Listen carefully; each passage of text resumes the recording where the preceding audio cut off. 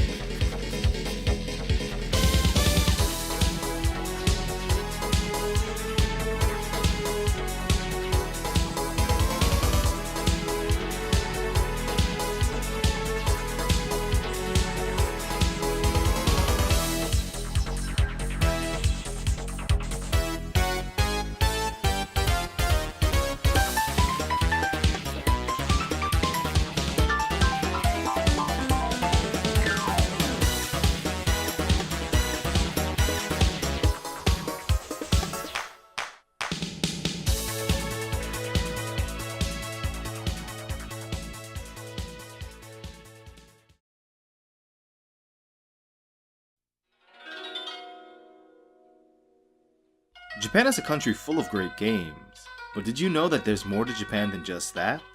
Shockingly enough, there is, as it's also a country full of great food. No matter where you are, there never seems to be a shortage of places to grab a delicious bite to eat. The culinary arts are serious business here, and a lot of stress is put on the arts part. Though as an obsessive gaming fanatic weirdo, it's often hard to find the right balance between game hunting and eating right. There have been many instances in my life where an awesome gaming haul meant going on the cup noodle diet for a day or 2. Or 10. Yeah. Well, anyway, when I'm at that point, I figure that since I'm not eating the best food around, why not play some games where I can imagine I'm eating the best food around?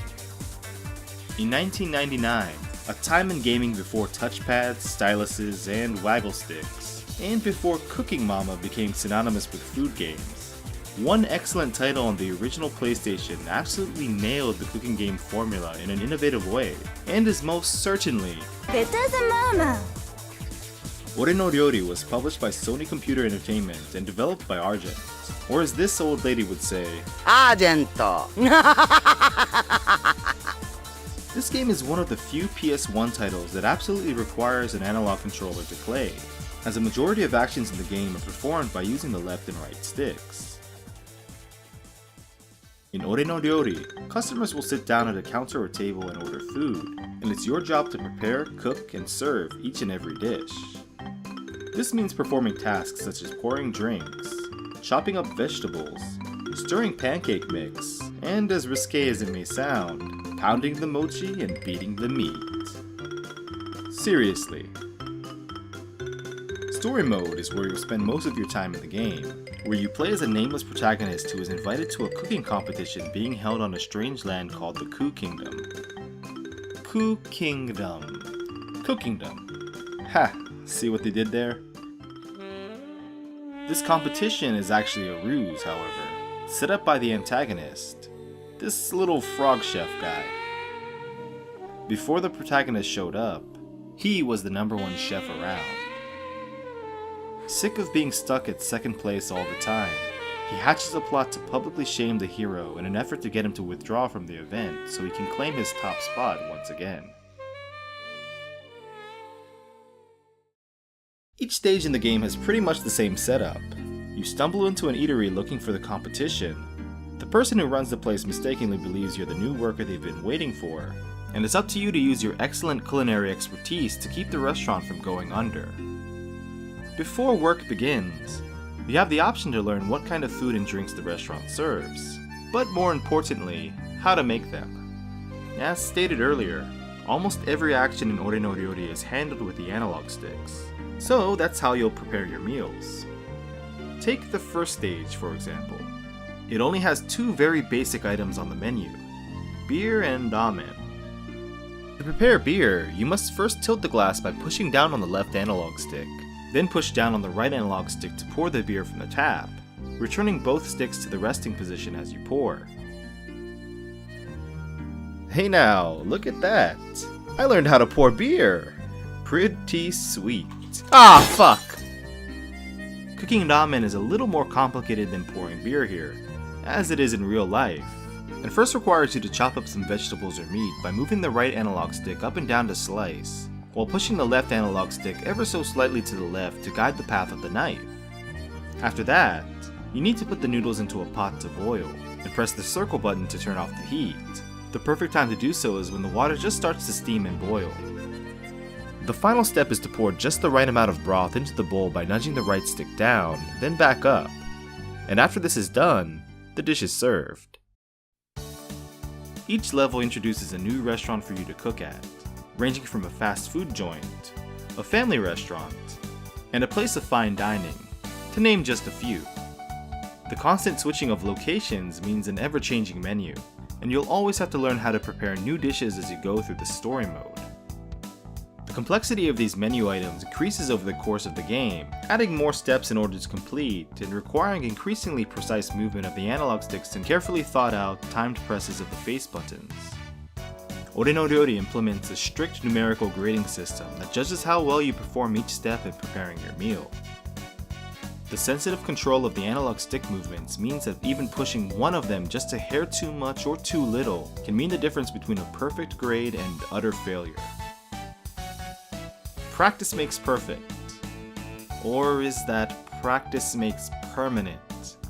Or whatever, just keep trying and you'll get the hang of it. But once you get the hang of it, you'll have to deal with the real challenge of this game: time management. Just mastering the moves of a kitchen stadium warrior isn't going to earn you the General Tso's Medal of Culinary Excellence here. Oh no, you're going to have to break at least a few buckets of sweat in the process, because俺の料理is a fast-paced, stress-inducing panic attack of a kitchen nightmare. At the beginning of each stage, customers will slowly trickle into the restaurant, placing their orders, for which you're given a fixed amount of time to prepare. You can take things relatively slowly for the first wave of patrons, but sooner or later you'll be bombarded with a steady stream of customers coming in and out, turning gameplay into a juggling act of preparing food as well as possible, while at the same time racing against the clock to serve it before time runs out. Taking too long to complete a customer's order will cause them to storm off and leave, and serving bad food will result in unsatisfied patrons. There are also gourmand characters who are extra difficult to please. What are these guys? Yelp critics? Hi, yes, the steak, please. I'm the Yelp elite. There's a meter on the right side of the screen that tracks how well you're doing in the level. The better you do, the more your marker moves up the circle at the top, and getting there results in successful completion of the level. However, the worse you do, the more the marker slides down, and hitting the X at the bottom leads to a game over screen. With most menu items requiring multiple steps to prepare, and some also requiring extra time to boil, bake, or fry, you can imagine that keeping the meter from depleting completely can be a pretty tricky thing to do. Making matters even worse is that there are certain hurdles that the game throws your way that you'll need to deal with immediately, even if you're in the middle of making a delicious dish.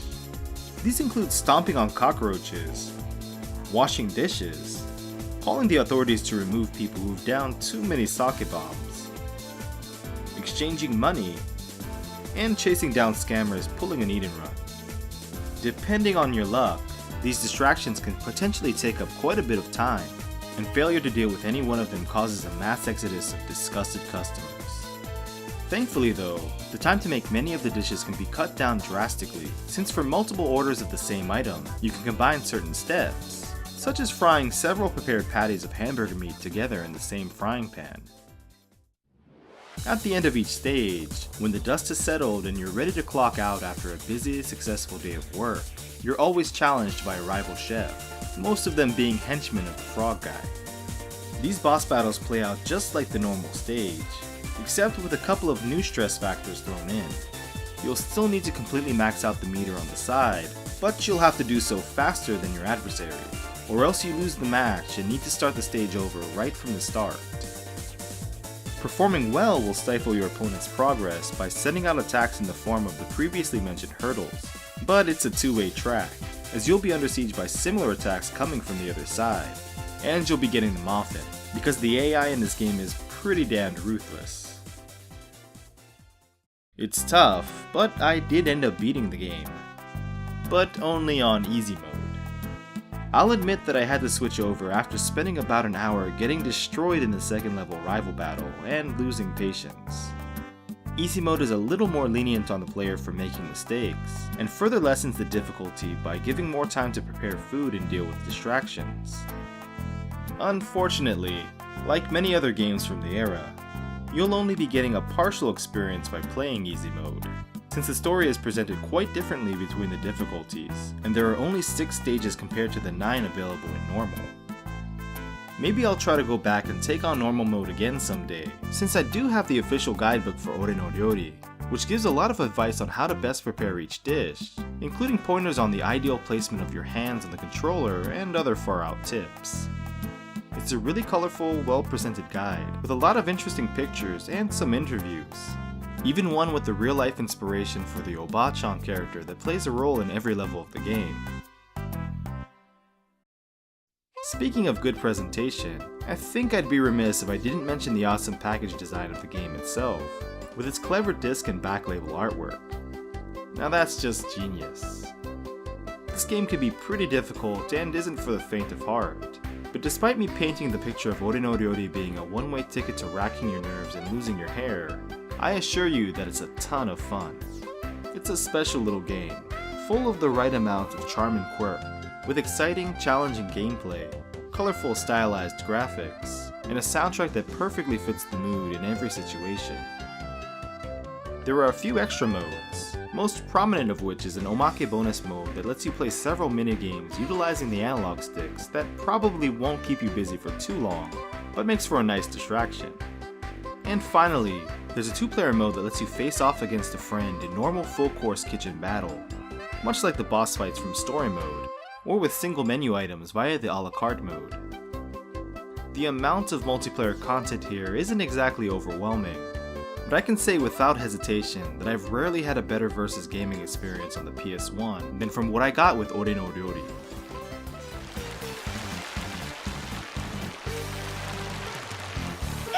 Stop! You won't.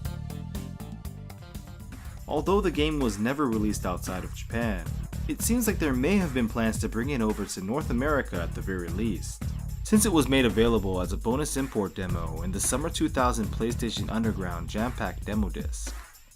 Thanks to the Xbox chef himself, the Dali Popka, for telling me about the game and his experiences with this demo in his youth, and requesting an episode on it.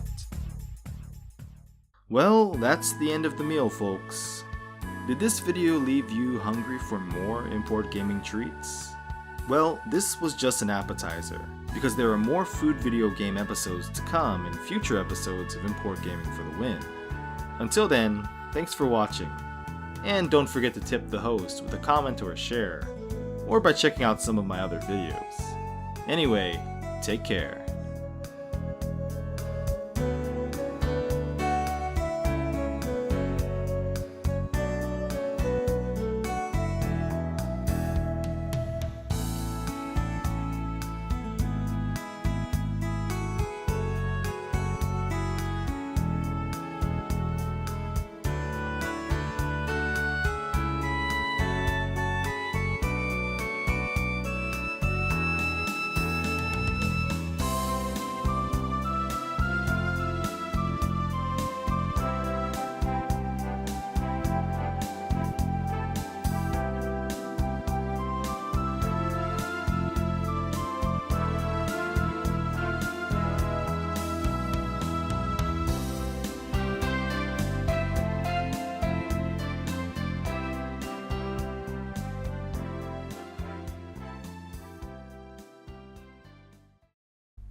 Bon appetit. The hell am I doing with my life?